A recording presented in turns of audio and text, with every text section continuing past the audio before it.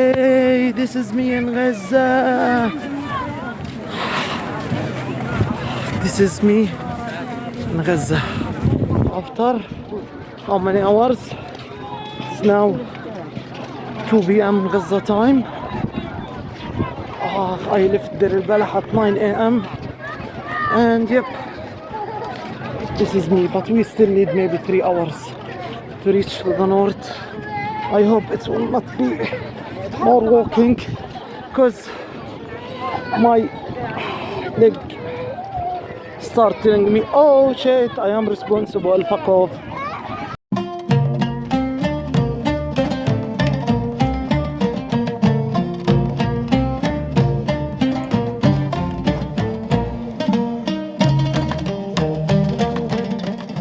All right, so it pleases us to have on the first episode of the Human Refuge podcast, with all transparency, a friend of mine, Mohammed Sirdah, is a pharmacist who had a pharmacy that was destroyed in Gaza as a result of this ongoing genocide perpetrated by the United States and Israel. And so welcome, Sirdah, to the Human Refuge. Thank you for coming on. Welcome, Nader.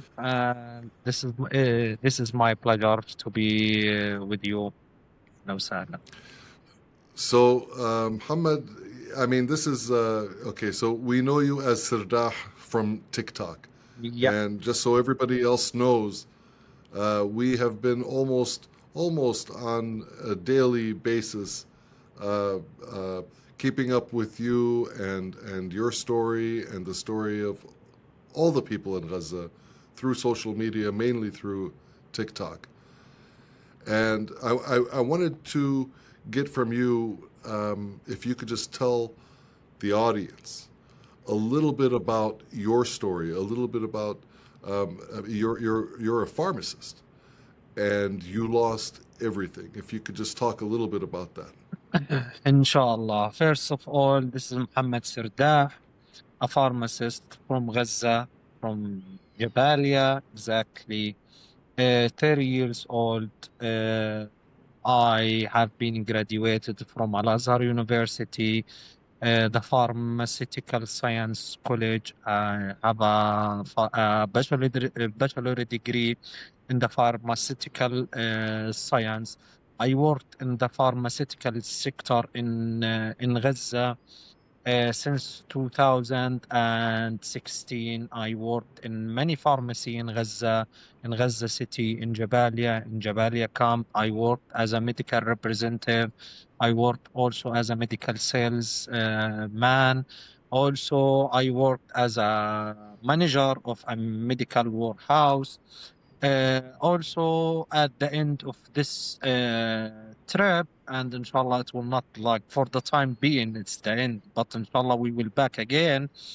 I opened my pharmacy, Sirdah Farm. It's located in Jabalia camp, in the middle of Jabalia camp, because from the camp and to the camp till we return back to our land, our occupied land. I opened my pharmacy in May 2021, at the first day of the war in Gaza, Saif al-Quds war in Gaza. It was the first day of the war. So yeah, this is like the things here. I opened my pharmacy in the first day of war, and I lost my pharmacy in the first day of war. We are here in the social media in this Wait, age. hold on. So you opened, when did you open it again? In May 2021. In May 2021. Yeah. I opened it. Yeah. Yeah, I opened it in a war and I lost it in a war. Yeah. So we are trying here in the social media to amplify it, our voices. Unfortunately, we are under the occupation since more than 100 years now, since the start of Balfour Declaration, when With the British. yeah, when we are saying وعد من لا يملك لمن لا يستحق, the promise from a one who don't have to one who don't deserve. Yeah. And this is struggle of the Palestinians starting that day. So we are trying to amplify that our voices. In the general, before this genocide in Gaza, and I'm so sorry if I'm using the TikTok language, because we spent a lot of time in the TikTok trying to follow the algorithm. Everybody knows we are talking about more 64,000 martyrs in Gaza during this genocide. Among them, 10,000 women. Till now, it's not a scary number, يعني. They are Gazans, Palestinian in Gaza, so don't think a lot about them. Among the 10,000 women, we are talking about 9,000 mothers have been unalived during this genocide. 90% from the women which have been unalived during this genocide in Gaza, they are mothers. See you later. Do not block I our know. accounts. So you have, instead of, okay, so on TikTok, and people try to avoid language that could get them restricted. So I don't know. I don't follow those rules myself, but when I go live on TikTok, but those words are genocide turns into G-side. Yep. Killed is unalived. That's a word now. It's amazing. We The English should, language has changed. yeah, we should attach like a file in this podcast for explain the TikTok terms. Right. I think I'm going to put it in the description below.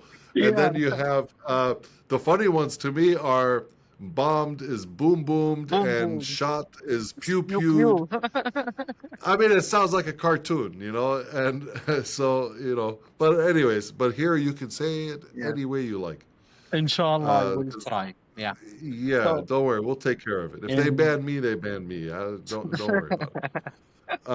But let me ask you this, Sirdah. So growing up in Gaza, I mean, you talked about, a lot of people, they think that all of this started. Many people outside of Palestine think that, or thought that this whole genocide began with October 7th. And for some reason, they forget that there were wars before. Talk to me about growing up as a child in Gaza and experiencing what Israel calls mowing the lawn. Every couple of years, every few years, they come into the so-called mow the lawn, which means that it's like they're coming in and they're conducting a war, and these are war crimes. Talk to me about growing up and experiencing this. the growing up in Gaza, it's literally like to grow up. It's not like it is it to grow up in the war area, in the war zone, the battle zone. Mhm. Like in my age, like I am, as I told you, I'm 30. Like I was witness the first when I become 5 years. We are talking about the first Intifada, the second Intifada. I'm sorry, in 2000, Mhm.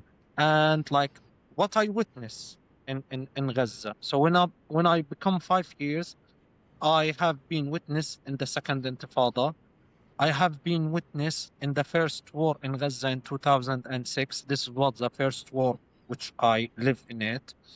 I have been witness the war in 2008. 2008, I remember that day when they start attacking the government buildings in Gaza, suddenly attack, and they killed hundreds of the government worker in that day and the civilian in that day. Literally in that day, I were in the school. Was in the Oh, you school. were in school. Yeah, Okay. in the school. And it was the final exam for us. Like it was an Arabic exam. I remember that day. It was an Arabic exam. And we were be ready to have our exam in the school, and the attacks start from everywhere. In the middle of the school, we start seeing, in the middle of the class, we start seeing the fire coming from everywhere without know what's going. I was in that day in the age, I couldn't remember how is the calculation, maybe 13 years old or 14 years old. And I was Wow. seeing the fire coming from everywhere when they were attacked that days. After that, also we have been displaced in that days. Also, we have been displaced. We moved from our house to the uncle house because like our house in unsafe area. This is in So Jabalia, right? yeah, our house in Jabalia camp, but it's between Jabalia and Beit Lahia, so it's not safe area. Yani. They are targeting Yeah. our area many times, so we moved from our house to the my uncle house, and we spent the war in my uncle house. Yani, it's not just like even the displaced start in October 7. No, even the displaced we were suffering from it before. After even they strike and they attack our land and our house in 2008, when I was sleeping in my house, they strike our farmland. It's like behind our house by two huge rockets from the F-16. And no one from the family knows in that day how we survived. We were sleeping in the house, and suddenly we will find all the fire have been started on us. Even when we run from the house to the uncle house beside us, they target also my uncle house. And literally in that day, like we are talking about, this is the first time I am seeing, I am telling this story, I'm Nader. In that day, like I was in the corridor between the washroom and the room which we are sleeping on it. And I don't know how my mom pulled me. When she Mm. just pulled me, the fire entered the corridor. Oh wow. How? I don't know. When they strike us again, yani, second time at the same day. Yeah. Also in 2000, like, She saved your life. yeah, literally, she saved my life. I don't know how. Like Yeah. when the explosion, it's very close to you. You are not hearing voice. You are not hearing voice. You can see the fire. And if you are Mhm. lucky and you survived, you will see the fire, you will see the shrapnels, and you will see the plots or things like that. But you will not hear the explosion at all. It's too loud to hear it if you are close. You Yeah. know, Wow. in that also, like we are talking about war in 2012. Even it's a start when I was in the school. I was like going out from the school, going to the home, and suddenly we saw like the assassination of the Hamas leader Ahmed al-Ja'bari in that day.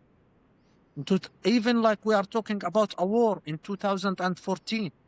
Also in the Yeah. war in 2014, we need to displace from our house to the uncle house in different area. We are talking about also a war in 2021. We are also, I'm Nader, talking about a war in 2023 in May. In Yeah. May, the That's right. occupation, they were attacking Gaza Yeah. in that days.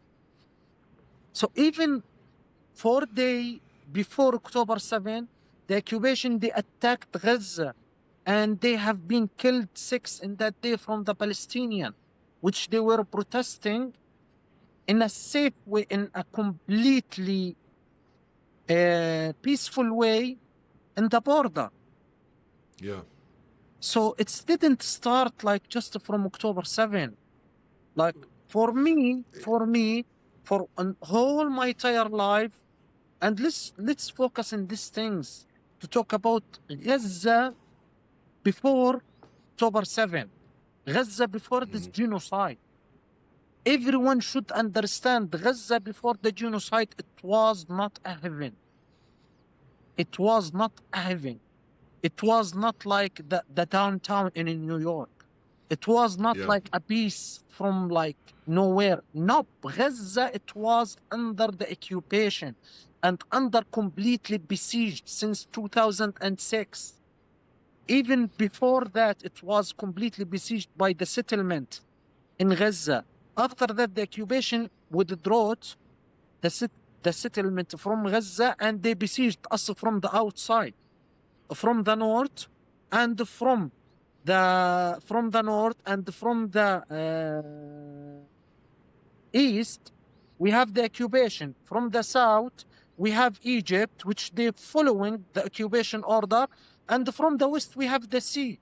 Even the sea, it's not allowed for you even to fishing in the sea.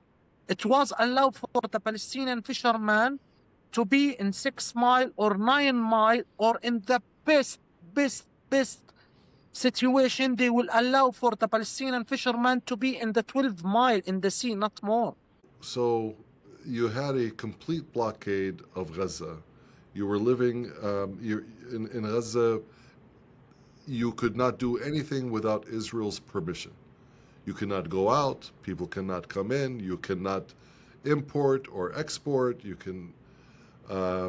Everything was limited for you, from the land, the sea, the sky, the electricity, the water supply, controlled by Israel. Correct? Absolutely. They were collecting everything. Even they reached to the level they were calculating the minimum calorie which the Gaza people need it just to survive, and they were prevent any more food to enter Gaza just for in this minimum calorie. And even they were collecting the calorie for the people in Gaza. There is no electricity even before October 7. Like, for my entire life, I didn't see the electricity more than 8 hours per day. How does that work? Like, you have a refrigerator. Let's say, for example, you have a refrigerator to keep your food cold, whatever food you have, and the electricity is only 8 hours a day. So you have 16 more hours with no electricity. How do you survive this way? You should be habituated. You should fix your time. So there is a schedule for the electricity. In this time, you should like make the laundry, make the pact, everything, anything related to the electricity, charge your phone, charge your laptop, charge your battery for the lighting in the night, doing all this stuff in this 8 hours. So you are allowed to use the refrigerator or the deep freezer during this 8 hours. When it's cut off, you should close it and keep it closed for the next day until the electricity back. So it will be keep like cool for us for a time. And in the summer, this is in the winter. In the summer, you will eat just for the day. You will not like go to the market and bring food for a week. Absolutely, it will be broken. So you will eat for the day. You will bring your food daily. In this way, even like, Wallah al-Azim, we don't know the meaning. Like, for me personally, I don't know what's the meaning to like, oh, my phone is 1%, let me put it in the charger. No, this is not an option.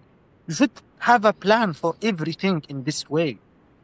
1, 2, 3, like there is electricity, do 1, 2, 3, the electricity will gone.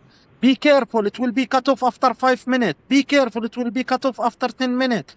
So you should schedule your life in this thing. So doesn't that mean, I mean, as a pharmacist, in a pharmacy, I know that there are some medications that need to be refrigerated. Does that mean that the medication that you can provide is limited also because of electricity? Because of electricity itself, as a pharmacist, we had a struggle, not with us, because like in the pharmacy, you should find any alternative. So we were using the generators and we were using the solar panel, okay? But it was not available for everyone to use it. But the struggle, it was with the patients. Yani, can you imagine when a patient need like to keep an eye drop in the refrigerators, but he couldn't because he don't have it. So he will ask you in a respectful way, keep it in your with you in the pharmacy. And each 6 hours he will come to the pharmacy to take the drop. Or when we are talking about medication, like the hormones medication, which is completely sensitive for the heat and the temperature, like you as a pharmacist, you will save it for him. You will put like a note, this is for this patient, and keep it in your refrigerators. So, but he should come to you each day. He should come to Yeah. you each day. يعني, yeah, in this way, like you will find like an alternative, but it shouldn't be in this way. Absolutely, it shouldn't be in this way. And even when we are talking about the travel, leaving Gaza, come to Gaza, things like that. To leave Gaza, you need a security permission from everyone in this world. Yeah. Maybe you will be denied even. Also, if you want to leave Gaza, you should have an excuse. Can you imagine? If I want to leave Gaza, you should have an excuse. Maybe you should be patient. They will allow for the patient, for the student, for the people which they have a foreign passport, for, like you couldn't leave Gaza. Like, I want to leave Gaza to go to look for my future, to look for a job. No, you should bring your Just to go job. on vacation, just to go visit someplace you can't go. Yeah. No, it's not allowed. It's not Yeah. allowed. If you want to Even go for to the Cairo, you can't just go. No, you can't just, oh, let me go to Cairo and back. No, you need a security permission. You need to pay. You need a lot of things. Okay. Even if you What want about to visit, like you as an Nader want to come to Gaza to visit, it's not allowed. so in regards to the people in Gaza, the Mhm, outside world has been calling them the Gazans. mhm, And I always had an issue with that. I had a problem with that because they, for people that do not know, and a lot of people thought, we just went over the fact that a lot of people thought that this all started on October 7th. Imagine how many mhm. people don't know that Gazans are actually Palestinians, that they are one and the same. So I always had an issue with that. But the fact is that not only can you not travel to other countries, you cannot travel within your own country. I mean, you Absolutely. cannot go to Jerusalem. If you wanted to go to Jerusalem, you cannot go. If you wanted to go to Ramallah, you cannot go. Absolutely. It's not allowed for you. Like, you should be between two checkpoints. Erz checkpoint or Bet Hanun checkpoint, which separated Gaza and our occupied land and the West Bank and Jerusalem. And the other, I I don't know if it's okay to call it checkpoint. They are calling it crossing area, but it's literally a checkpoint. It's Yeah. Rafah checkpoint. And I'm sorry for using this. A lot of people will be annoyed from using like call Rafah a checkpoint, but it's literally a checkpoint. When the one who controlled the crossing area, who was working with the occupation, so it's checkpoint. Rafah checkpoint separating Gaza in the Egypt, between Gaza Yeah. and Egypt. So it's not allowed for you. You should stay in this 360 kilometers. This is your life. This is your future. This is the end. This is the maximum. This is the top which you can do it. Personally, I had a scholarship to be in the medical school in Alexandria University in 2014. And I didn't made it because of what? Because the checkpoint have been closed for more than 4 months continuously. And it's like open for 3 days, and I didn't get a chance to leave, and it's back to close to for more than 3 or 4 months. So I missed my chance to study in the medical school. I am not crying. I am proud to be a pharmacist. I don't like the medical school. Yani, alhamdulillah, it's come from Allah. But I am telling you, this is the type of the suffer Yeah. of the people in Gaza. You should be like, it's exactly, it's an open air prison. Exactly. They control everything. They control that device which allowed to enter. They control the technology which allowed to enter. They control the food which allowed to enter. Like, even before the war, we don't know what's the meaning of shipping online. If you shipped anything Right. online, you will not get it. They will take it from you. Yeah. We don't know what's the meaning of of the majority of the type of the food which you are seeing it in the supermarket. We don't know it. Not because we Yeah. are out of the civilization. No, we are very educated, we are very smart, we are very we have an alternative for everything. That's mean we are highly civilized. Okay? But because the occupation, We are talking about, we are in 2025 now, and we still till now using in our communication the 2G network. You know, Yeah. like the speed of the internet connection in your phone, it's 26 kilobyte, 30 kilobyte. That means it's just allow for a single message. If you send 2 WhatsApp messages at the same time, it will not reach. This is what we are How, talking about. how long does it take you to upload a video to TikTok? Upload a video in the TikTok in the mobile data forever, Yeah. for eternity. Yeah. Yeah. I did that from Ramallah one time. And Ramallah was bad. I can't imagine what it's like in Gaza. Even in Uh, Ramallah, it's like they have like 20 years advance on us in the technology. yeah.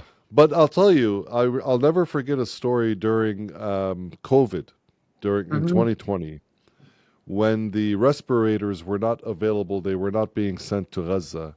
And I was so proud of Palestinians in Gaza who had to engineer respirators themselves. They made it themselves for people with COVID. I was so proud of that. And that just goes to show the level of not just education but also innovation of the people of Gaza. I mean the will that the Palestinians in Gaza have really needs to be studied, and I think it will be studied in the future around the world. And how can a population that has undergone all of these war crimes and now a genocide, how does it actually persevere? And I see a lot of people. There's Karim Abu Quake, for example, a young kid who used broken solar panels to connect them and get electricity and light up his house and the neighbor's house. These are things that you would never think that a young kid would do, but in Gaza it's done. And mashallah, mashallah, it makes me very, very proud. But how does it feel for you? How does it feel for you not to be able to go to the rest of Palestine? I mean, to go to Jerusalem, to go to Beit Lahem, to go to Ramallah, to go to Nablus. Do you feel like it's like they are separate from you? I mean, inevitably, it can be. We know that we are all I'm from El Bira in the West Bank. I mean, we know that we are one nation. We are one people. But, sometimes you can't help but realize that because of the separation, that there may also be a cultural difference within the nation because it was forced upon you. I don't know. Is that something that you feel? Is that something you think about? Tell me. I will answer this question, but there is a story here. It should be mentioned, and I will back to you to the last point about like the invasion, the things which the Palestinian in Gaza make it. There is a story. It should be mentioned because like I didn't hear anyone mention that. When the occupation, they surrounded Gaza and they blocked everything in Gaza. One of the most important thing which they blocked the diesel for the electricity engine in the electricity generator area in Al-Nusayrat. They completely blocked this type of diesel to enter Gaza. And Gaza was completely dark till some genius from Gaza. He's an engineer. His name is Dirar Abu Sis. Dirar Abu Sis, he make things in the engine inside the electricity station in Gaza, and he make this engine to work on any type of diesel, any type of fuel. Oh, wow. As a result of that, we managed to get the 8 hours of the electricity per day. Okay, this engineer have been kidnapped in Ukraine. Okay, and until now he is in the Israeli prison. When he was visiting his family in Ukraine, because his wife is have Ukrainian nationality, they kidnapped him from the metro there, and suddenly we find him inside the Israeli prison. So they just brought him from because Ukraine. yeah, they brought him from they brought him Son of from a that. bitch. Wow. What he did, just one thing, he helped the people in Gaza. So even the accusation trying to fight us in this way, even in the alternative things, they will fight us to do that. And also at the beginning of this war, from the first thing which the accusation start to attack it, the solar panel. They Yeah. are doing that, yani. Going forward for the next point, how are you feel about that? Wallahi, it's not easy to describe the feeling I'm nadir in these things. Like, but I have right to pray in Al-Aqsa Mosque. With all my respect, when I'm seeing one from the West, he can like come to Palestine and pray in Al-Aqsa Mosque, and I don't have this right to pray in Al-Aqsa Mosque now. I have a right to be in the mountain in Ramallah. I have a right to be in Marj ibn Amir to see how is the natural there. I have a right to be in the Dead Sea. I have a Yeah. right to be in everywhere in occupied Palestine and to be everywhere in the West Bank. And also the people in the West Bank, they have a right to visit Gaza.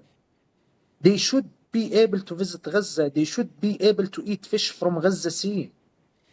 The occupation, they are trying to do that to separate us. And when you said before, while the Gazans term, this is the Gazans term, it's a term come from the occupation. Yeah. To let the world know there is some of the hell, part of the hell in the earth, it's called Gaza. The one inside it, they are Gazans. They are not a Palestinians, they are Gazans. They are a monster. Don't consider them a human, they are Gazans. If you want to feel sorry about them, feel sorry about them, but they are not a human. Feel sorry Yeah. about them like how to deal with your dog. Feed them how in the same way which you are feeding your cat. Don't forget they are Gazans. So Yeah. it's unhumanized when we are talking about Gazans. Absolutely. We are a Palestinian living in Gaza, facing the ethnic cleansing and the genocide in these days. We will survive, inshallah. Gaza will be free. Inshallah. But this is not the end of the mission. Gaza will be free and Palestine will be free. Palestine is a part of Gaza, and we hear that from the majority, all of the leaders. No country in Gaza and no country without Gaza. They would trying to do that. Trump and like the American administration, they tried to do that. A country in Gaza, the things which known in the media as the deal of the century. Yeah. Yeah, but every Palestinian in Gaza, they refused that. We will refuse to have a country in Gaza because it's not Gaza. It's a city and country called Palestine. Yeah. You know?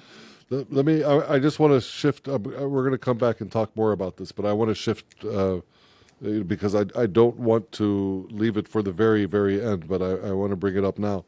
So you are also an author, and I'm very proud to actually hold this book in my hand, A Journey from Misery to Hell, which you wrote after October 7th. You know, so many people on TikTok and social media have seen this book and have been reading this book out loud in live sessions. You know, I'm going to put a link for this book in the description of this video, so people need to pick this up. What made you write this book? Well, tell me what made you write this book, and explain to the audience what this book is about. First of all, I am not consider myself an author. This is just an random words in my mind, random memories. I put it like in a folder, okay? But I am not there to call myself author at all. No, it's just like memory or things like that. A journey from misery to hell, it's the life of Gaza. And as we mentioned, Gaza before this genocide, it wasn't a heaven. It was misery. The life in Gaza, it was misery. And during this genocide, we are in the hell. The moment which we ate, it's since 1 year. خلاص Gaza. You see the people. The street, we are coming. We are back to our home. W resistance.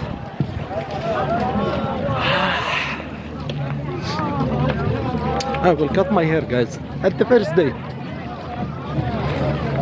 Maybe now. Let me see and figure. But yeah, we are at last. The last part. This is my pharmacy, guys. Now, nothing. The only thing remain from the pharmacy. And the majority of the things which we mentioned, me and you, when talking about the life in Gaza before October 7th, have been mentioned in this book. Because of what? Because we should, everyone, the majority of the world, they are wake up after October 7. But now, our suffer before October 7, before all of this happened. We were in a suffer, we were in a misery. Now we are in a hell, absolutely. But we were in a misery before. Why I wrote this book? Because I want... yeah, we are going in the social media, we are going TikTok lives, boosting things there, here, things like that. But that will not keep the story forever. But I think by doing this book, this story, it will be documented forever. Until now, there is no end for this book. Until now, the end is opened for this book. I don't know if we can reach to a time we can end the end of this book. It will not be the end of this war, Ammi Nader. Like, I will not put an end of this book until I saw by my eyes the end of the occupation. So this is your responsibility. I am saying it publicly now. If I didn't made it and you were the one who watched the end of the occupation in Palestine, your responsibility to add end for this book. But until now, inshallah, you will make it. Inshallah, you will make it, and you will be the one to write the end. Inshallah, ya Rab. I want to just read the very beginning. The very beginning of this book is actually my favorite. The first page is my favorite part of the whole book, and I want to read this, to encourage people, because I don't know if you're playing reverse psychology, but in a journey from misery to hell, Mohammed Sirdah writes, this is how the story begins. What I'm about to share is not a testimony nor a declaration. It's a thought, a string of words, mere letters spinning in my head. So please don't take me too seriously. Don't even finish reading this. I apologize in advance for wasting your time. But I promise you this, if you do continue to the end, you will receive a dose of despair strong enough to crush whatever remains of your fragile peace. This is the story of a Gazan soul, a journey from the misery and torment that preceded the genocide in Gaza to the abyss that revealed itself as a systematic annihilation of all forms of life in this land. As I said, close the book, go live in peace, or at least pretend to. As for us, we have already departed the train of time. We now dwell in the limbo between life and death. I mean, thank you for this. You have documented, not just your experience, like you said, but this is the story of the Palestinian in Gaza. So TikTok has been, this is where we met. You and I, we met there. We met on live with Ali Ramadan, who hosted something amazing. I thought it was amazing because he hosted voices from Gaza every single day for long hours. There was translation available for the audience to see. There were a lot of people, normally it wasn't abnormal to see more than 100 people in the chat, and people asking questions of journalists, and he had many journalists, and he had you up there. Sometimes he would have a doctor, sometimes he would have maybe a social media influencer, and sometimes just a regular Palestinian that wanted to tell their story. انا عشان ابعد شويه لا بس انه من عند اماني انت سامع اطلاق نار وقذايف من دبابات كمان. Do you know what those are, Ali? I don't know what that Yeah, is. it's light booms to kind of see what's going on. They do that when there's Oh, the I see. occupation has been attacked to kind of like clear the area, and they go in with their helicopters and they pull. They go out their helicopters and they pull the people who were targeted. Oh, I see. I see. This isn't. They pull them as in like get their They take bodies. them to the occupation hospitals. Oh, really? Yeah. So there continues to be action, continues to be unaliving on both sides, and people are getting injured on both sides.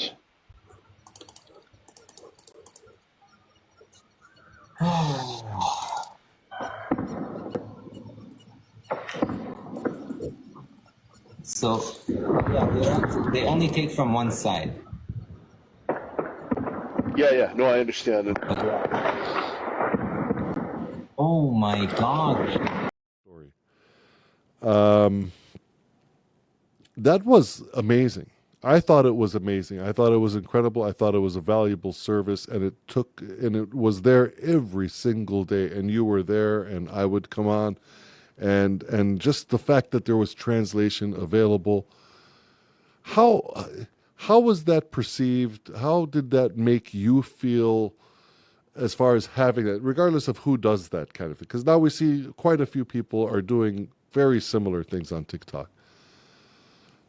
Did you feel that was, or that still is for the people that are doing it, like a valuable service to people outside of Gaza, inside of Gaza, like for everyone?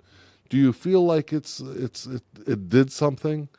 What do you think? What were your thoughts on that? Or was it something that was used for people to like a room for everyone just to gather, and as in Arabic we say fishghillu, yani, just something where we could just hang out, wasting your time, يعني hang or out was and it, spend your time. yeah, or was it all of these things?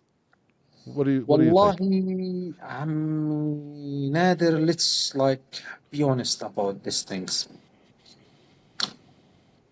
The social media in this war, especially the TikTok platforms and the other platforms, it have been playing an important role, very important role. For what? For fighting and defeating even the Zionism huge media. We are talking about in these days the only source which can like reach to the Western it's the social media. With all the social media effective, but the different things in the TikTok, you are feel the connection. You are talking directly to one under a genocide. You are hearing by your ears, like as we hear now, the voice of the drones, the Zannana. You are seeing the shelling and the strike by your eyes live. Yeah. The things which not the media, which is controlled by the government, will give it to you. So it was like, and it's still now rising a lot of awareness and bring a lot of people around this cause and around what is going during this time in Gaza and in the whole Palestine, not just in Gaza. There is an ethnic cleansing that's going now in the West Bank. Yeah. So it was an important thing to raise these voices, to talk with the West, to have the connection with the people outside of Gaza. As a people in Gaza, we are disconnected from the world since while, since years. And the social media platforms, it's considered the only way, the only bridge which we have it with the outside world. It's for us, the majority of the people in Gaza, when they are joined to the social media or the lives or the things, the only thing which they are looking for it, not the attention in a bad way, but they want to feel we are dying, the occupation, they are killing us, but there is some people, at least they are hearing us when we are in pain. That will not make our pain easy. If I come to you and I told you I am in pain, that will not reduce my pain. But feeling the empathy and you are like showing the love for me, that will make me like be more strong for a little bit to handle it. The first days, it wasn't this way. My first day in the TikTok, the first night I joined to the TikTok, I will tell you like the first night, I was displaced from the north to the south. I was sleeping in a pharmacy in Al-Maghazi camp with Al-Am Abu Abdullah, may Allah protect him. And the connection was like cut off in Gaza since whiles and its return. So I start scrolling between the lives. So I saw one of the journalists from the old friend. He's an open on live. I joined to his live. For the first time, I saw like there is people from the West, people from the East, people from. I joined to that live just for what? They were talking about the lack of medication in that day. Couldn't forget that. I joined, I told them I am a pharmacist. Let me talk and explain for the world what's the meaning, like what's the things which we need, which we don't need, like what's the situation in the ground. That wasn't January 2024. The first, like, it was my duty to explain the idea for the people. And I did it, alhamdulillah, in an amazing way. Because I am always amazing, yani. I am so humble. After that, like from joining to live, from live to live, I was just focusing in what? In the medical sector, especially in the pharmaceutical field. Like I am joining to the live, explain the medication, what is going in the pharmacy, how is it? But after a while, it's become a responsibility. Even in the first days, I wasn't be able to speak English. Because of that, guys, you will feel my English is like a baby language. Don't judge. This is like I am using the English just in 2 years. Your English is great, by the way. Your English is getting better all the time. Alhamdulillah. I'm doing a lot of practice. It is. I mean, I don't think you've spoken so much English in your life since like right? I mean, after October 7th, you spoke more English than you ever did before. Now in this interview between me and you in this podcast, I spoke English more than whole entire my life. So that's pretty good. I mean, your English is better than my Arabic. It is. Yeah. Your English is better than my Arabic. It's not a fair conversation here because you spent many years in Arab country and I didn't spend any day in an English country. But your English is better than my Arabic. It is. So, but it's become a duty, Ammi Nader. Okay, and it's become a duty. With all my respect for all the translator, the people which they were translating for us. But my English was too weak, so I was like using someone to translate for me. I decided to what? To improve my English, to let the people hear from me directly. Because many times, like maybe he mean this, maybe no, I don't mean this or that. I mean exactly this thing. So I want to be able to talk by myself. So it's become a duty now, Ammi. It's become a duty now to raise the awareness, to let the people know. I'm not here to talk about myself. I am just one among 2 million. So we should amplify these voices, amplify the voices of Gaza. Tell the people the truth. We are love the life, Well, I'll tell but you, not under the occupation. you are just so the audience understands. Being that you're a pharmacist and being that you're connected, and you have been like a bridge. So let me explain.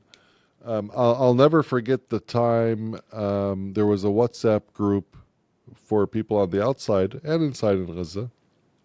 You'll remember this. Somebody said that there's a child that needed help. It was a prostate issue. And I said, let me ask, I know someone that maybe they can help or they can find help. And I contacted you about this boy, and you found a doctor to go help. And I don't know if you remember that, but it was a child who had like some problem with the prostate or something. And it was like that, hold on, let me call Sirdah or write to Sirdah on WhatsApp, and then he'll join this, he'll be back, and we'll find out if we can help, if anybody can help, he can help, if he can find somebody. And you did, and it was going to take a couple of days. He said, he's not going to go now, he can't go now, maybe tomorrow, after tomorrow. But you found somebody, and you said, don't worry. When you said don't worry, that this is going to be taken care of, I mean, this is when I really saw that there's a community, even for the people outside of Palestine, that, wow, like people can actually get involved, from somebody that says, hey, I heard there's a problem. Does anyone know how to do, what do we do? It's so sad. And I said, wait a minute, hold on. Maybe there's something that can be done. Let's contact Sirdah. I mean, there was a whole community, and people realized that, wow, there's something that has been created since October 7th that wasn't there before as much. It could have been there. Unfortunately, I think if it was there before, if it was there 20 years ago or 10 years ago, we wouldn't be in this position today, by the way. But Absolutely. yeah, but I was very happy, not just for the child, but the fact that there's something that is working. And, and it's people like you. It's also, when I wanted to get in touch with a journalist, I mean, I work in journalism, and I like to speak to journalists there. When I wanted to get in touch with a journalist, I said, let me just try Sirdah. Maybe he doesn't know, but he'll know someone who knows. Within like 2-3 minutes, you got me a phone number for this journalist in Gaza City. And you were not in Gaza City. And it just happened like, almost immediately. That's another example of, wow, there's a community. So, and where did this come from? It came from the social media. I mean, the social media was just the vehicle, was the venue that was used, the medium that was used. But it really is something that I think about all the time. And I wish that it was something that existed, that we didn't have to wait for a genocide to take place, for us to be in touch with one another. Because, I'm a Palestinian and you're a Palestinian, and we care about one another. I mean, look, one of the most embarrassing things for me, when I went on a hunger strike for 13 days, you were asking about me. You were sending me a message, how are you doing today? What's going on? And I was like, oh, shit. Like, this guy is going through a genocide. This guy is having his own food, prevented from reaching him if he can find it. It's almost a miracle. And this guy's asking about me, and I have a refrigerator behind me with food in it, I mean, so I wish, but here we are now. And I just want the viewers to understand that, you don't have to wait for a genocide to take place before you take action, before you get to know someone that is going through, because Gaza and Palestine in general has been going through, in my opinion, a genocide for a very long time. a very slow genocide, and then it picked up after October 7th and became much quicker. But, you know, we've seen, and like Sirdah said, we've seen these wars before October 7th every couple of years, every few years that have taken place, and it's the same. It really is the same. We're just seeing more of it now.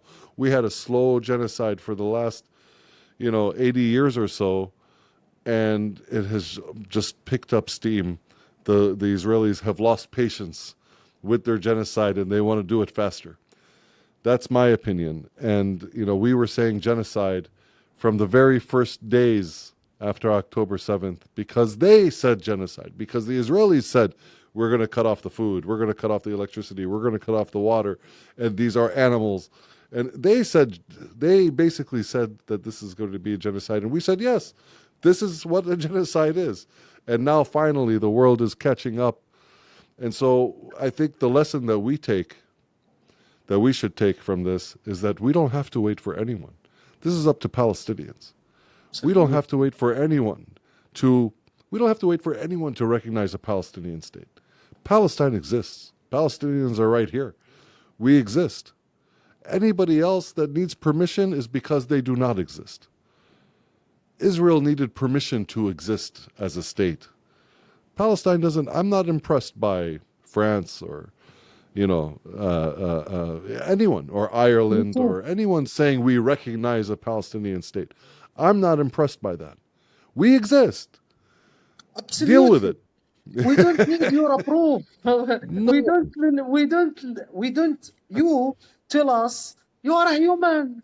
You have a rights. No, Habibi, we have a rights. We are a human.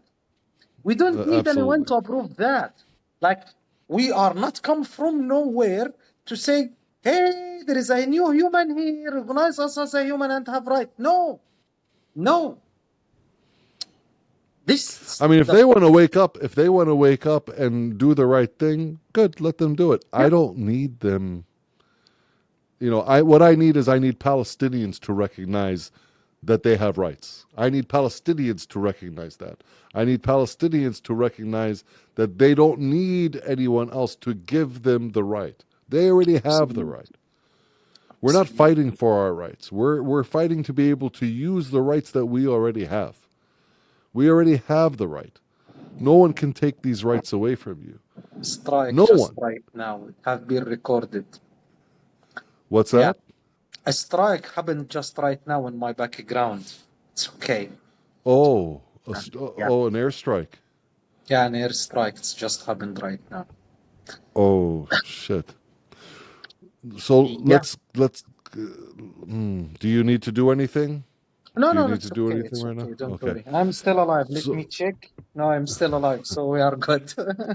And that's another thing. During all those lives on TikTok, every single time we heard an airstrike or a tank shelling, and it became to the point where people that never heard these things before outside of Gaza began to understand the difference between an airstrike from the sound. Nah, that was an airstrike. No, that was tank shelling. And it's like we became experts on sounds. Yeah. It's incredible.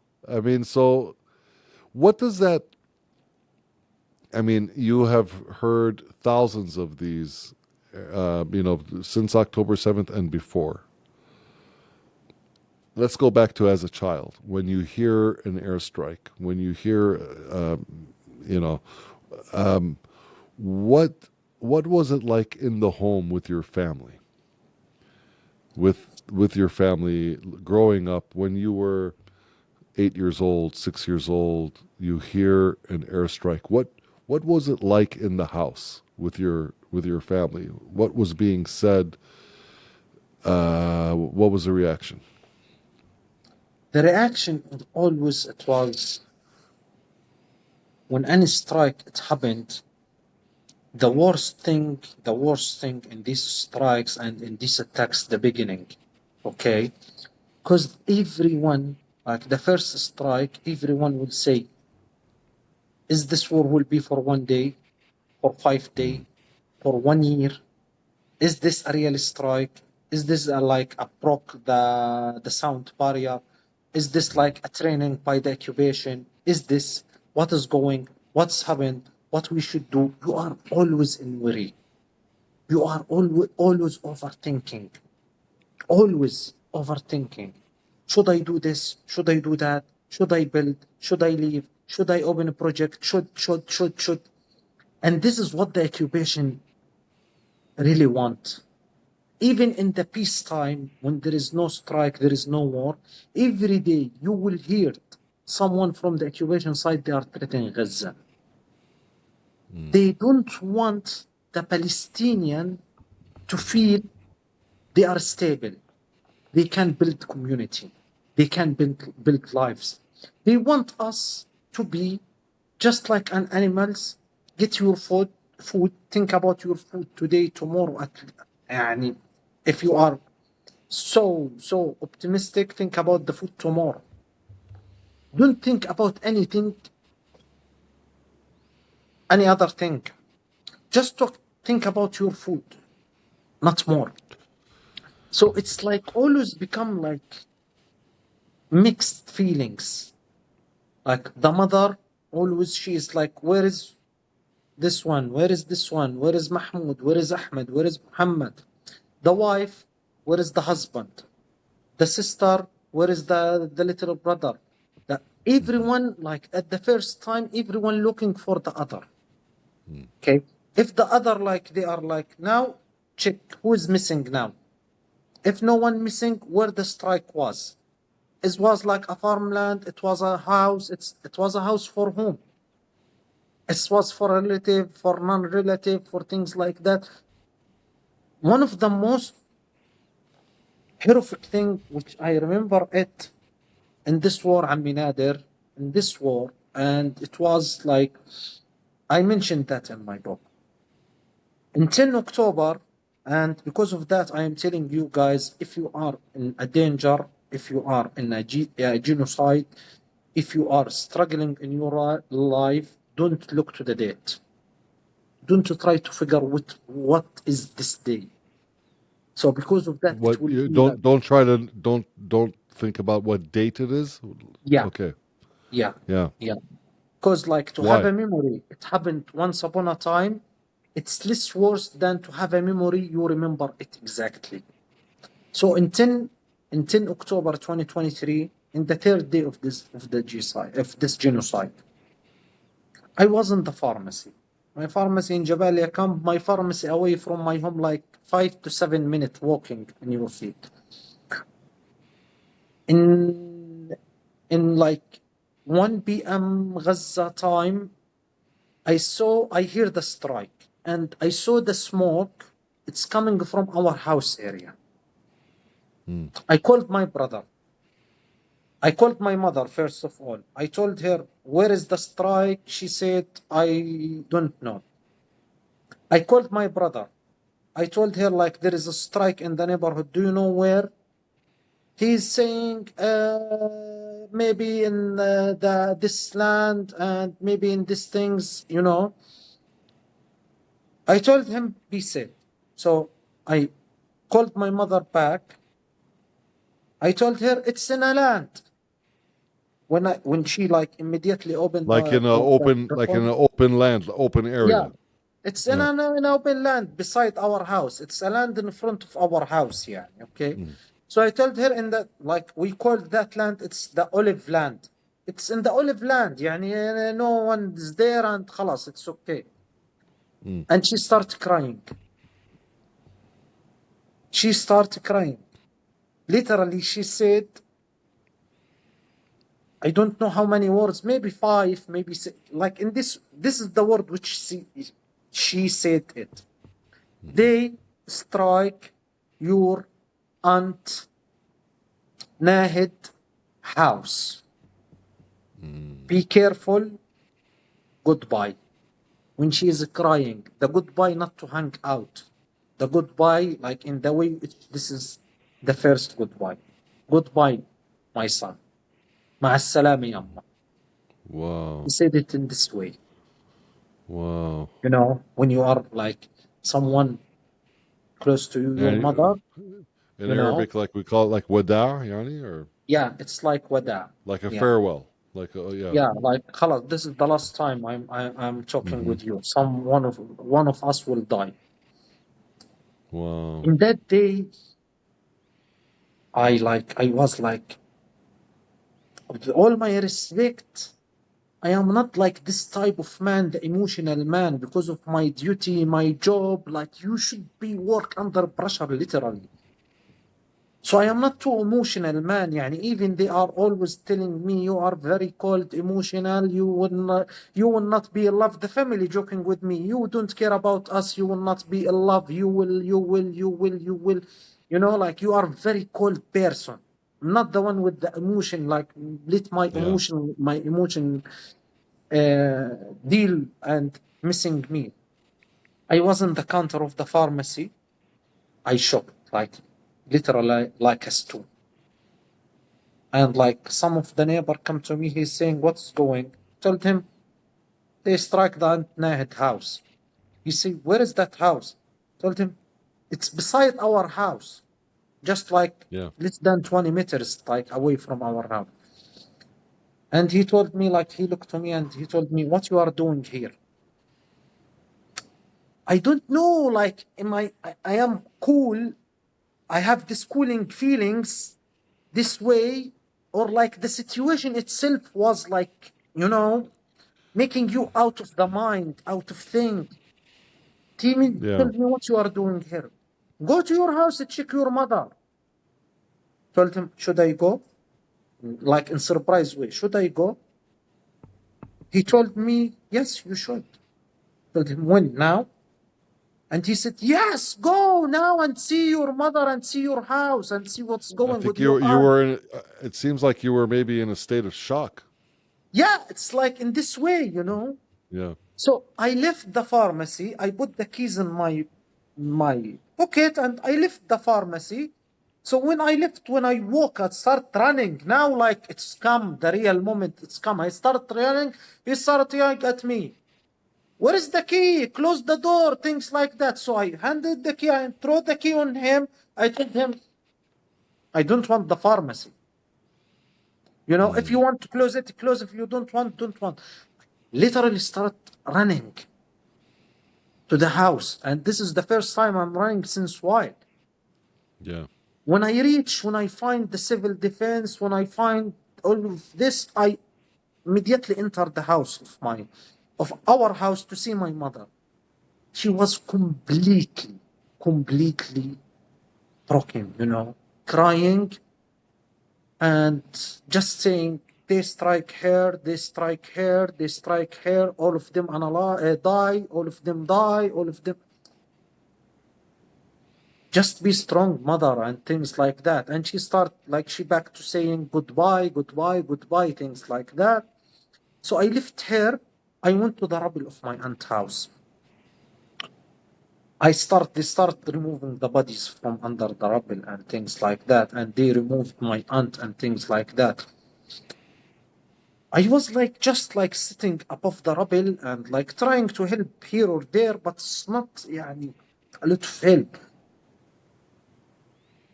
When I am doing that, they remove some bodies and there is bodies still there, like even like my aunt's daughter-in-law, she's still under the rubble till today, and her Wow. kid with her till today. We are talking about 2 years now. When I was above the rubble and seeing the crowd around me and things like that, my phone was running. So I answered the phone. So one of the pharmacy customer, he asking me, he need medication.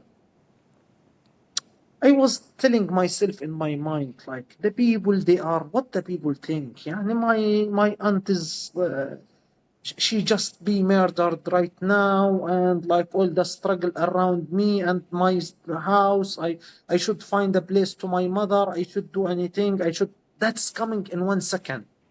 And my answer was 5 minutes. I will be there. Wow.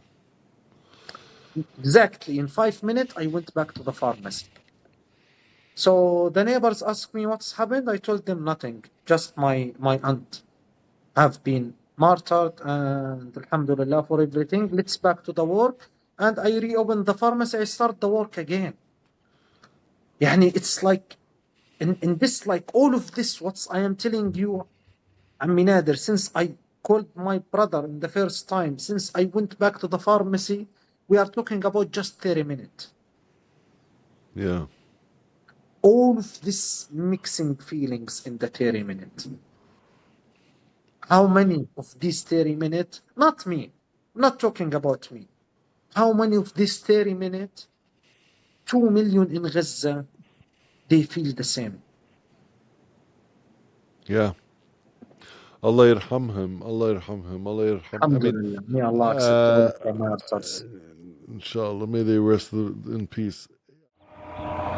This is my uncle's house. This is my uncle's house. And this is my house. لا حول ولا قوة إلا بالله.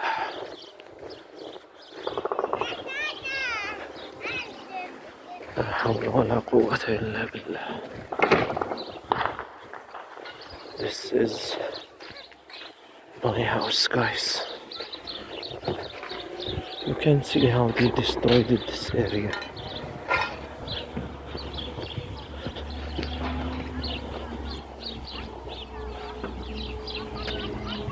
Nothing left, guys. Nothing left at all.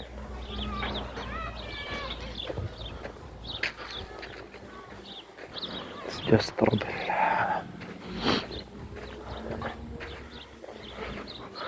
لا حول ولا قوة إلا بالله. Just rubble, guys. And this is a fire from the tanks. Yeah, this is fire, but with like little fire from the tanks, it's okay, according to them.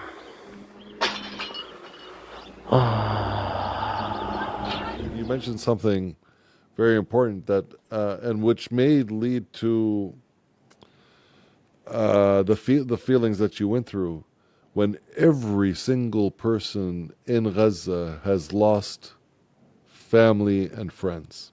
I don't think I've ever talked to anyone in Gaza, and I've talked to many people, of course not as many as you, but I've talked to many people in Gaza, and when I ask, have you lost anyone? Of course. The answer is not yes. The answer, who has not lost someone in Gaza? Everyone. I mean, it became, I said, boy, that's a really stupid question that I just asked, because everyone actually has lost. Not just one or two, but many people that either, family and friends, and sometimes, just people that they know. So, when it becomes so normal, I mean, it's not normal, but you know what I mean, regular. It's not normal. No one should even think this is normal. But when it becomes an occurrence of daily life, that it becomes that it's going to happen today. I mean, I wake up, I don't even live there, but I know it's going to happen today, unfortunately. I know it's going to happen. I know that Israel is going to murder a Palestinian today. It's guaranteed. I know that the United States is going to pay for it, and Israel is going to pull the trigger. It's guaranteed. And I know it's going to be at least on a good day, it's at least 50 people, and it's going to be more. Maybe, it's always going to be dozens of people. And so because of this, I'm wondering, is this maybe what leads to, because it's so regular and it's so common, that is there, and I know that faith has everything to do with this, because the belief in that the Palestinians are being martyred, that they are innocent and being martyred. I mean, for myself, I lost a couple family members in the West Bank to, Israeli, violence. And we also look at them as they are martyrs. They are innocent.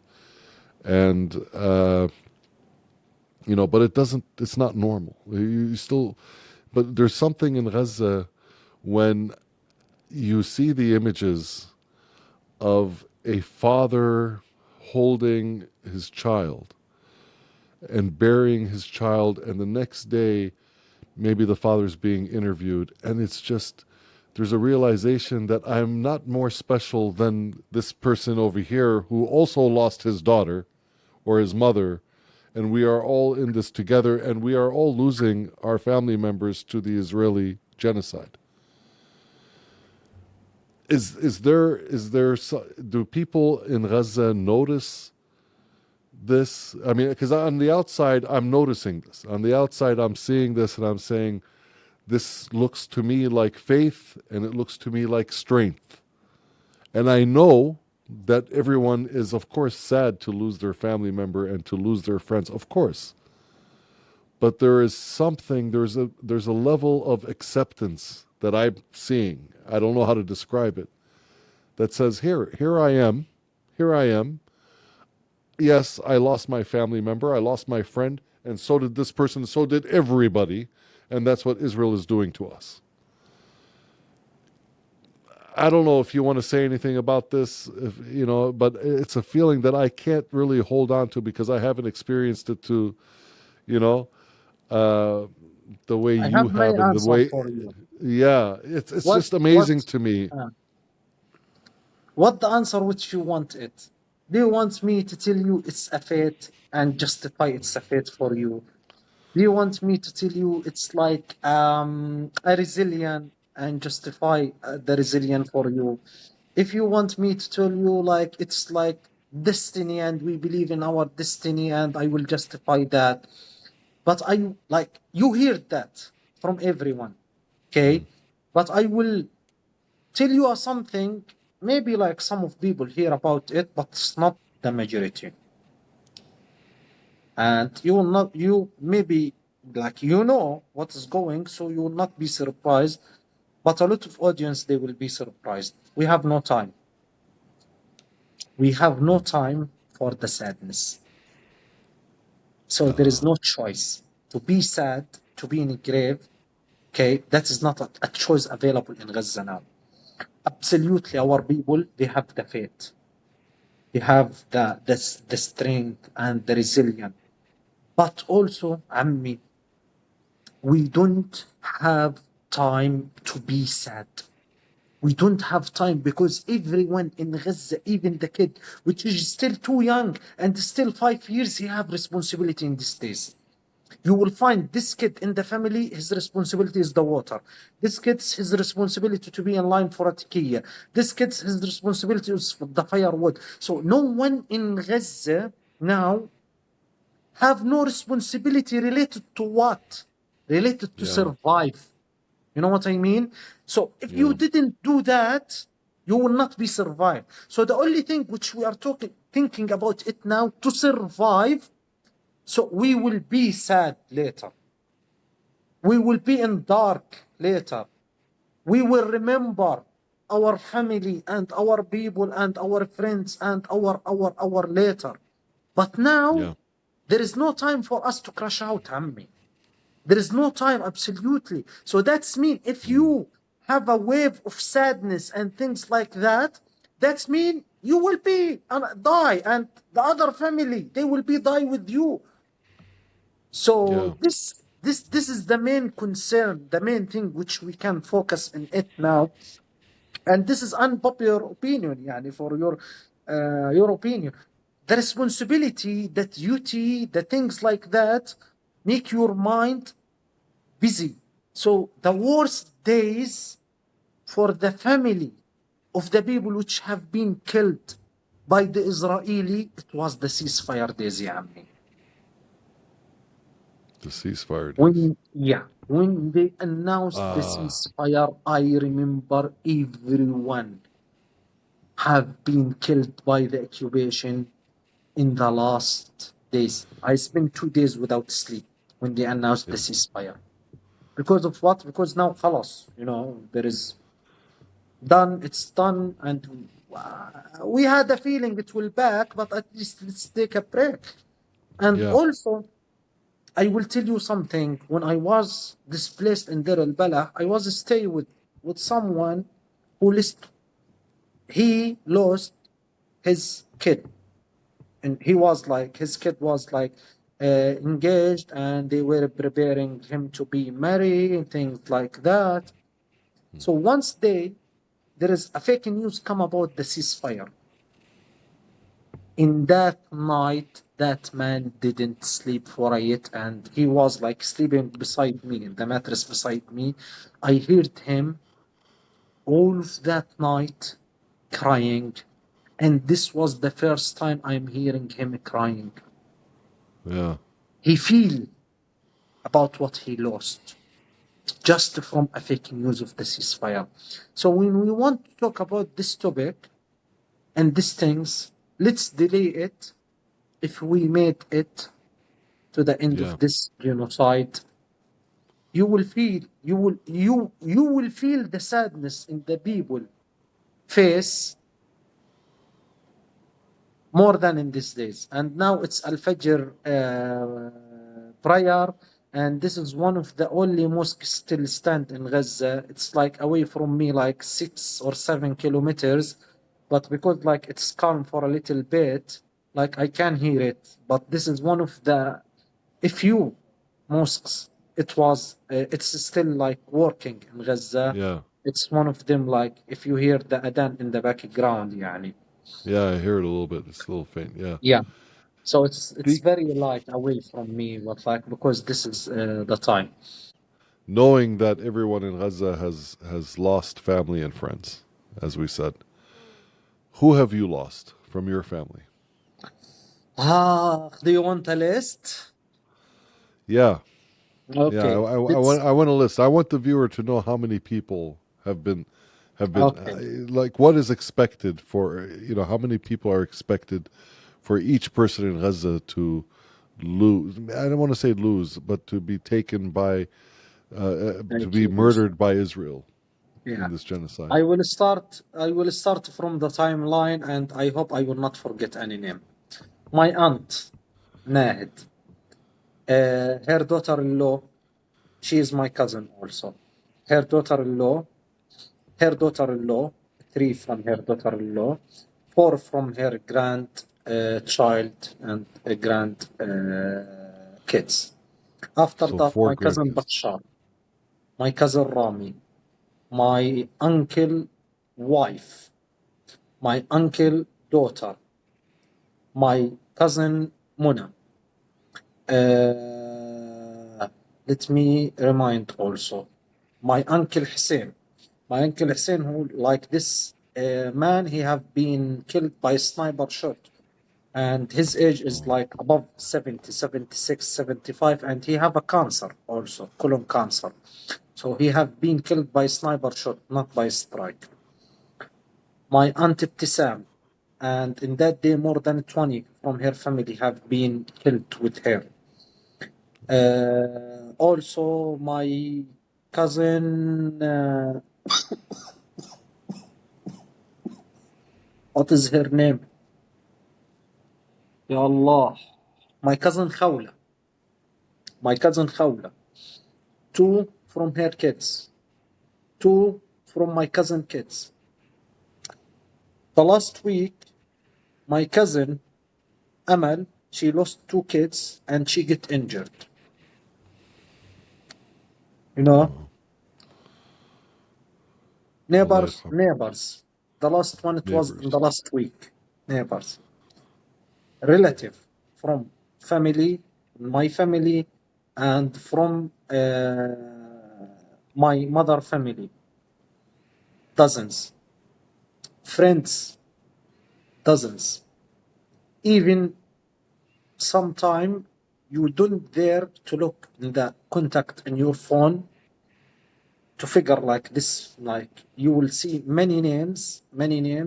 I didn't delete any name, but if I scroll now in my contact, maybe I can mention more than 100 from the people which I am in contact with them. They have been killed during this genocide. Wow. Allah yarhamhum. Allah Allah yarham. yarhamhum. May they rest in peace.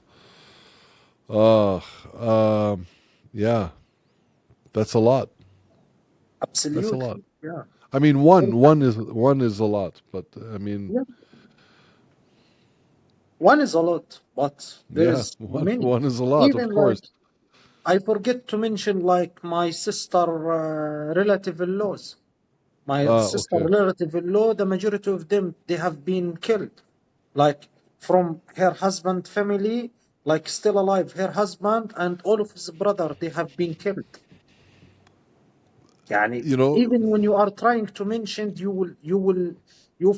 will forget a lot. 2 days ago, they killed one of our neighbors. His name is Fathi Abu Ida from Abu Ida family. They target him because he have a tikiya, soup kitchen feeding the people. wow. Many from the our colleagues, the pharmacists.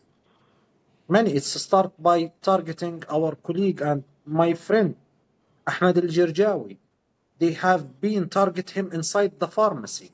His pharmacy, it were located in Al-Wahda street in Gaza in the first days of the war. Literally now when we are talking about anyone among us, the friend or the family, is he still alive? Is he still alive? This is the first question. Like if I want to call someone, like sometime we are like looking for medication or things like that. So see this man, maybe he have it. Like the first question, is he still alive? Yeah, I mean, Yeah, it's a valid question, of course. I yeah. mean, I remember at the very beginning, meeting some of the first journalists that I met was Ahmed Ghanem in the beginning because we work at the same network, Mm-hmm. and so that was the first one that I met, and I remember that was my first experience as far as witnessing someone who hasn't seen his children in a long time because of the separation. They were in the north, he was in the south, and he was working, and then maybe after, I think it was 3 months that he saw them for the first time, maybe 6 months, I don't remember. And then we got to know more journalists, and you have been in touch. You are in touch with many journalists on the ground, and you have seen and we've all seen how many have been taken from us during this genocide. It's unprecedented how many journalists have been taken, more than all of the modern wars combined. In Gaza, more journalists have been taken. You have a really good relationship with a lot of journalists. I mean, I feel like when we're on social media, you are unique in that you are in touch maybe with a lot of them, through the lives, before with Ali Ramadan and how does it feel for you to know that, or to know these journalists and to see them at work, and we joke with each other, and we smile and we laugh, and even and sometimes in the same hour we smile and we laugh, and then we pause and we say, let's share the news. There are this many people that died from this family, that were killed from this family in Gaza City. And another journalist in the same panel will say, okay, and there was this many, in Khan Yunis that were killed from this family, and they named the families. They named the families, the names of the people who were martyred. This is something really unique. I mean, we don't see this anywhere else. We don't see, to everyone else outside of Palestine, we are just numbers. This many people. But the Palestinians, they say, this family lost 10 were killed, and 3 of them or 4 of them were children.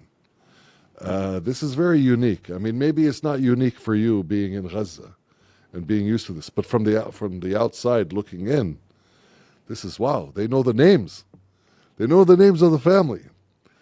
They you know, one thing I discovered, and I've been in journalism for 25 years, and I haven't seen this.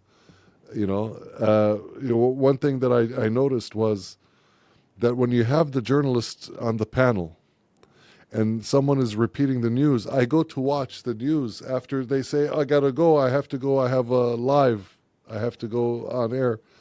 And you go and they're repeating what they heard because they are sharing the news in TikTok on this panel. They are sharing the news because the one in the north doesn't know what happened in the south, but they hear each other talking and they go on and all of them go on. I thought that was amazing. I from the first time I saw this, I was watching the news and I said, wow, yeah, he didn't know that 5 minutes ago. He knows because he was in the panel. And now he's showing his muscles. And now, Yeah. But now he's sharing all of this news, and that's great. That's the way it should be. One thing that we have in media, like any other business, is competition. I didn't see this in Gaza because there's no time. You said it. And I recognize this, there's no time for competition.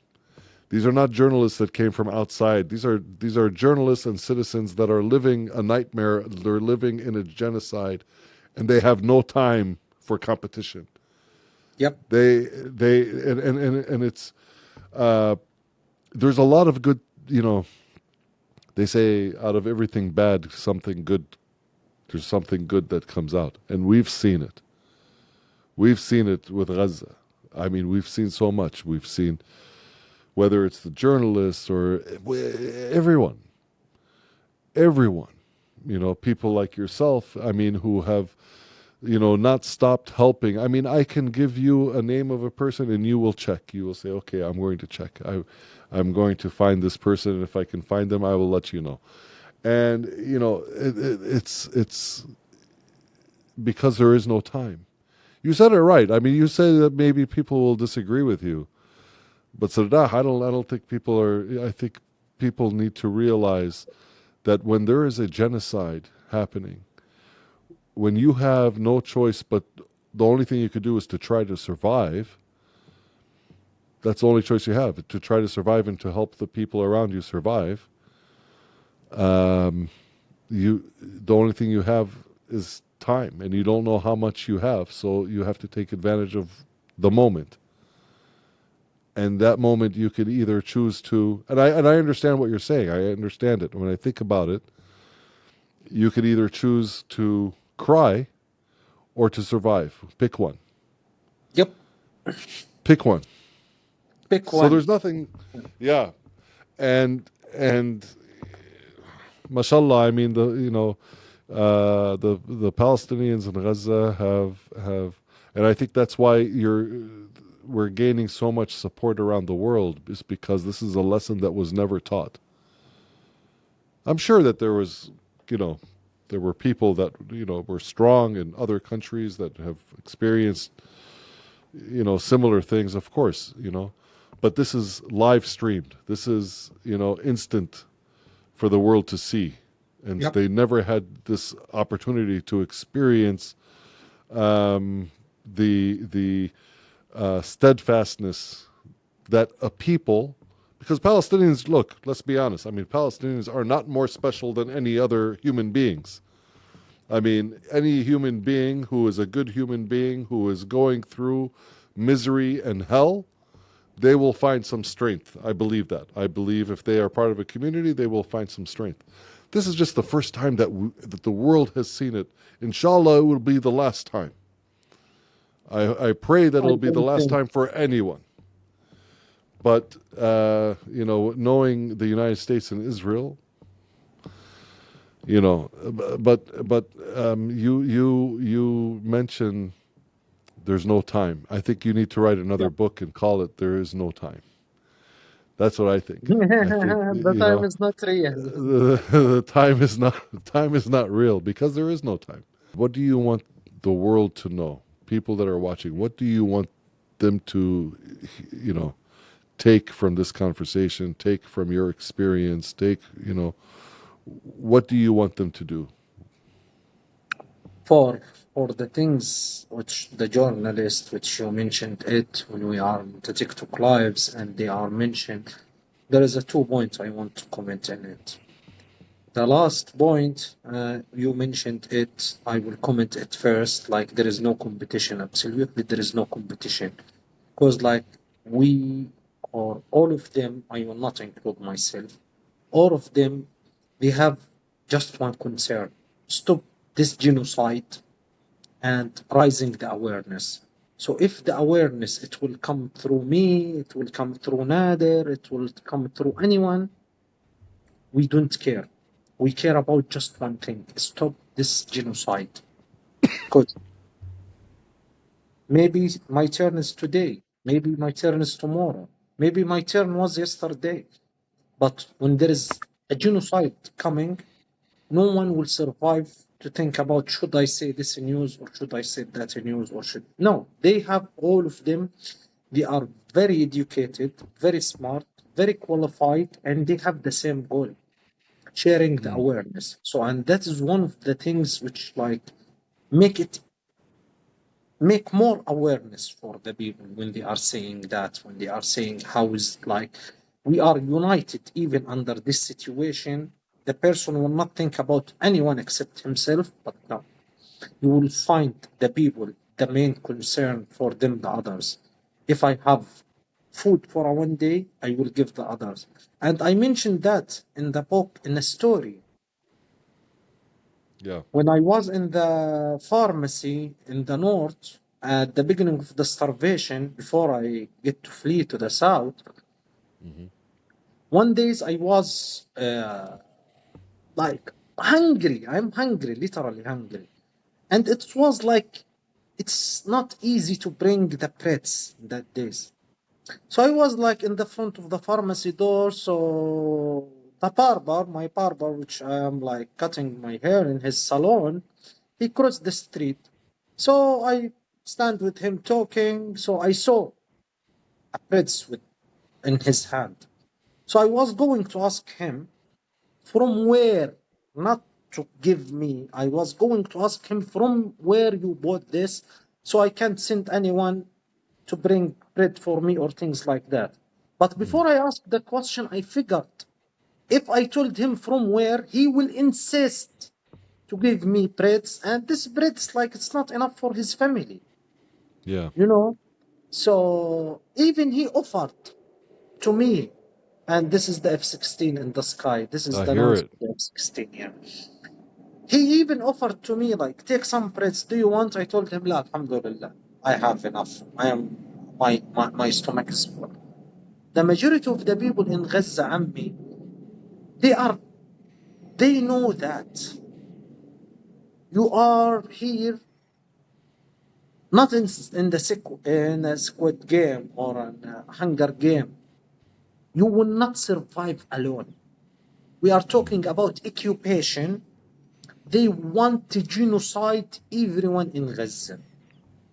So alone, you will not survive.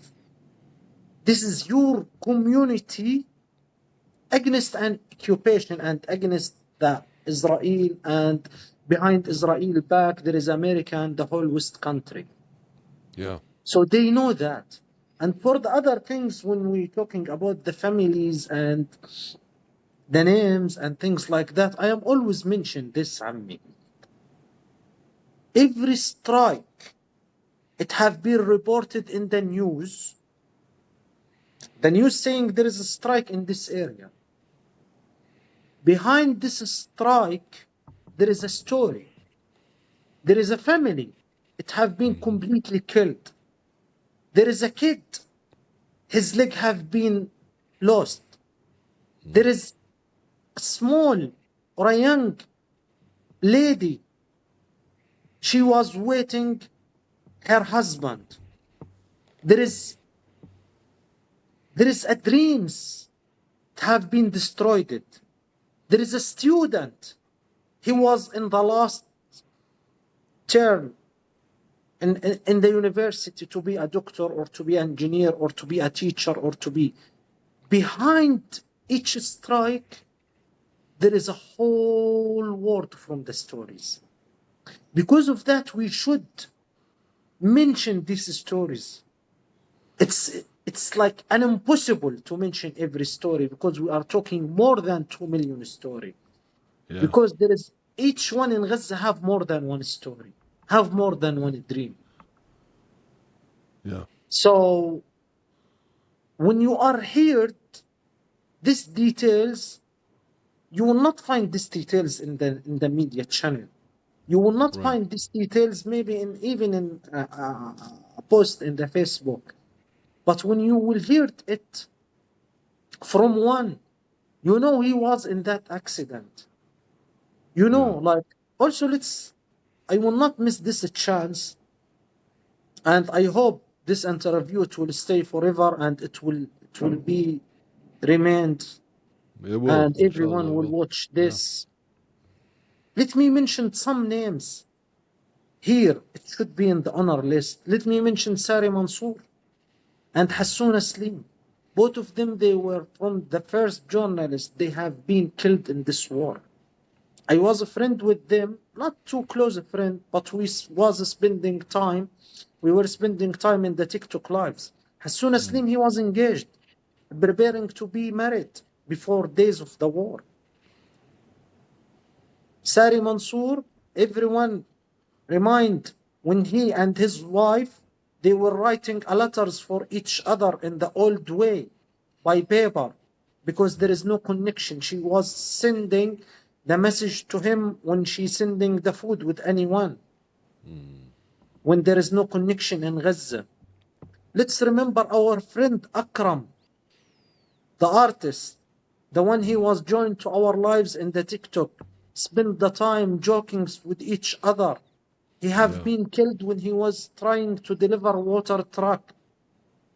Just hours before he have been killed, he was joking with us in the TikTok lives. Let's remember his wife, which now she have 2 orphans. Yeah. With no one to help them. Let's remember his daughter, Siham. His wife was pregnant when he have been killed. Siham, she born an orphan. One of the things, wallah, I will not forget that. Once his wife, his widow, she was happy. And she joined to us and see what I did today. So I told her what you did today. She said, one of my friends, she is an artist, she managed to put Siham photo with his father photo. Oh, wow. Like he is giving her a hug. Yeah, wow. And she said in this way, maybe Siham at least will see her father's face. Yeah. Millions and millions and millions of this story, Ammi. All of this story, it have been reached and it have been covered by the social media work and what we are doing in the social media and what we are trying to do. What we are doing now, it's not enough. We should try to do more and more, inshallah. May Allah give us the time and the strength to keep going. But it's a huge responsibility. And we should do that and we should keep pushing and this message should be going and going and going. What is my message for the people out of Gaza? This is our first time since 100 years as a Palestinian in whole Palestine, not just in Gaza. We are feel that we have a voice. We are feel there is a people, they are hearing us. We are saw you in every protest. The protest which is going in the street of Japan and the protest which is going in the street in the USA and the protest which it's going in the Middle East. Any protest in any area in the world, it's going out for Palestine, we hear about it. We know about it. And all of this giving us the strength and the hope. The hope of what? Not the hope of the end of this genocide. This genocide, it will be end. In this way, in that way, it will be end. But the hope of the end of the occupation. And not just the occupation in Palestine. Now Palestine, it's the threshold. If we end the occupation in Palestine, the occupation in the whole world, it will be gone and forever. This is the last test for the people in this world. If they want to be free or if they want to be a slave. A slave for the capitalism, a slave for the fake democracy, a slave for the freedom of speech. And I figure you know now, there is no democracy or freedom of speech, even in the West. Yeah, there isn't. Yeah. I mean, I just heard a story today of someone trying to go in the airport and they had a shirt that said Free Palestine. They told him you have to take this shirt off. Yeah. Why? Why? Why? Even the West is saying two-state solution. Why can't I have Free Palestine? I mean, if you believe that, why do I? No, you have to take it off. Yeah. You are free to give your opinion and they are free to take you out, you know? This is the freedom of speech. You are free to say what is your opinion and they are free to put you in the prison. This is the freedom, you know? Justice. Yeah. Each of us is free. Yeah, but you're right. I mean, once Palestine is free, that means that all of the other, countries, I mean, will experience true freedom. Absolutely. Because you're not allowed to speak, and that's why I tell people, because a lot of times, especially on social media, people will tell you, okay, you talk about Palestine, but what about Sudan? What about Congo? What about Myanmar? And I say, yes, those countries, I'm allowed to talk about them. I'm allowed to talk about those countries, and I can talk about them, and I should talk about them. You are absolutely, and we will. In this program, we will talk about them. And we will have guests to talk about them. We will have guests. I'm not an expert, so we will have guests who are experts, and we will ask them questions, and they will talk to us about what's happening in all of these countries. However, Palestine, you're not allowed to talk about Palestine. You're not allowed to talk about Israel very easily. That's why we talk about it, because you're not allowed. They want to silence us. I can talk about Congo from now till a week from now, and no one will stop me. Absolutely. But if I talk about Palestine, like this video, I will have comments in here saying, oh, you're anti-Semitic. All of a sudden. But not with Congo, not with Myanmar, not with Sudan. So that's why we talk about Palestine. It's not because Palestine is more important than any place else. It's not because the Palestinians are, some kind of, they have superpowers or anything, or they're better than anyone else. No, it's because we're not allowed to talk about it and get away with it. Absolutely. That's why. That's why it's important, because this is the test. If you can talk about Palestine and fix the situation of Palestine and get freedom for Palestine, the rest is easy. The rest is easy. Absolutely. Because here you have the entire world against Palestine. Even when they say they're not. Even when they say they're not against Palestine, they're against it. Even when they say we're going to recognize a state. It's bullshit. It's bullshit. That's because, the British and the French and, all of these countries, they just want to make sure that they are not, don't look at me. I didn't do anything. I recognize the state. Man, you recognize what? You recognize a state, and you gave Israel weapons to commit a genocide. Your recognition of a state is only your hope that we recognize that you are innocent. No, you're not innocent. So I will say this is for the first time, Ammi Nader. I am telling you to be exclusive for you. I am going to recognize French, inshallah, soon. You're going to recognize? French, inshallah, soon. Yeah, I'm going to recognize them, inshallah, soon. Yeah. Inshallah. So, yeah. I hope you stick to your word. This is an exclusive, inshallah. I hope you stick to your word. This is the same when Macron come to us. I am going to recognize Palestine, and then the next day, today, he's saying like keep the hostages in this savage way. It's not acceptable after 700 days. Okay, what about the hundreds of thousands which have been killed and injured in Gaza in the last Yeah. 700 days? Do you know Yeah. about them? No, I don't Yeah. care about them, but I will recognize Palestine. Okay, Right. okay, recognize Palestine. Thank you, thank you. And we are lucky we are not in the TikTok, Ammi Nader, because if we are in the TikTok after this amazing word is coming from you, I should gift you a lion, but I am too poor to do that. For So I am anybody that lucky doesn't know, we didn't have this conversation in the TikTok. you know, but I will play it. I will cut this clip and we'll put it on TikTok. We'll put it in a That's short. good. No, but and for anybody on YouTube that doesn't understand what that means, it's on TikTok. You can give gifts and things like that, and the lion is the best. The lion is the best. So what I recommend is that you go on TikTok and you follow Sirdah and you present him with a lion. You give him a lion. He should have many lions because he himself is Yep. a lion. Do And it. and do it. And I will Do guide it. you. Don't Just worry. do it.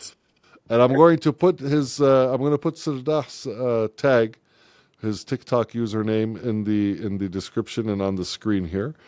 And make sure that if you're on TikTok, follow him. Follow him because those lives are very important. There are things that happen. I mean, even here, while we were talking here, you know, we heard a couple of airstrikes. We heard the, F-16 flying by, and the drones, and you really, if you don't understand what's happening in Gaza, you really need to understand because this affects the entire world. This is not just you coming to learn about Gaza because we need you to have sympathy for Palestinians. No, this this is a matter of Gaza is right now, it's a laboratory for AI and for the military-industrial complex. They are using technology, advanced technology in facial recognition. They are looking to see how drones can be more effective in areas, in highly populated areas, not just because they want to attack Gaza, but they want to know how these things work so they can sell these weapons and use these weapons and use this technology in places all over the world. This affects you, whether you like it or not. I mean, we hope that you have like some humanity and you actually care. And that you actually care and you want to do. Did I just hear something over there? Was there some kind of noise? I don't know. I thought I heard something. But this is the there's more than one reason why you should care about what happens in Gaza because it's going to come back. It's going to come back to you. Microsoft is not investing in Israeli military and AI because it hates Palestinians. No. It's doing it because it doesn't care about Palestinians, and it will use Palestinians to test their technology so that they can sell it to every other country around the world because they're going to say it works. Our facial recognition software works. Our targeting software works. And it will work against you outside of Palestine as well. And you need to care. You need to care. You need to realize this. Companies like Microsoft and Palantir and Google, they are all complicit in this. And so Because of we that, hope you do it. Nader, we should raise the awareness about this, and we should let the people understand why we are boycotting these companies, and what's the harm which these companies it's doing it, and what's the dangerous not in the Palestinian and Gaza, just the dangerous in the humanity itself. The danger, they will reach to the technology. They will launch the rocket and they will let the rocket hitting you just during your voice tone, just like enough for you to have a phone call and you will find a rocket is following you. So this is dangerous with anyone will disagree with the anyone will disagree with the stance of this government, these evil governments. May Allah make it easy. at the end. Inshallah. And inshallah, Inshallah. that will raise some awareness for the people around the world to wake up, wake up, wake up. Yeah. There is no time. It's happening. We just don't have any time. We just have no time. We have, Yeah. for as much as we see that's happening around the world, as much as we see people waking up, the Israelis in the United States and the European nations and even some of the Arab governments, they see this and they're realizing that they need to do more damage as fast Yep. as possible because people are waking up. But keep waking up. The only way to stop this is to learn and to be involved. And to realize that life is short, and because life is short, you have no time. You have to use your time wisely. Let's stop a genocide. Let's stop a genocide and let's prevent the genocide. Truly, let's make never again. Truly mean never again for everyone. And inshallah that happens. Inshallah that happens. Mohammed Sirdah, I appreciate you, spending this time with me, and I'm going to put this book up for everybody, and the link will be in the description below. A Journey from Misery to Hell. This guy wrote this. He wrote this book. I mean, we're not going to talk about how long it took him to write this book, but he wrote the book. And it's a very good book. I think, it's available in hard copy like this one, or you can get it as an ebook. I recommend that you get the hard copy for yourself and as a gift for other people, your friends and your family. And, the ebook is also a great way to provide a gift that you could send to your friends and your family. Sirdah is doing great things on the ground in Gaza. He has helped and continues to help many people,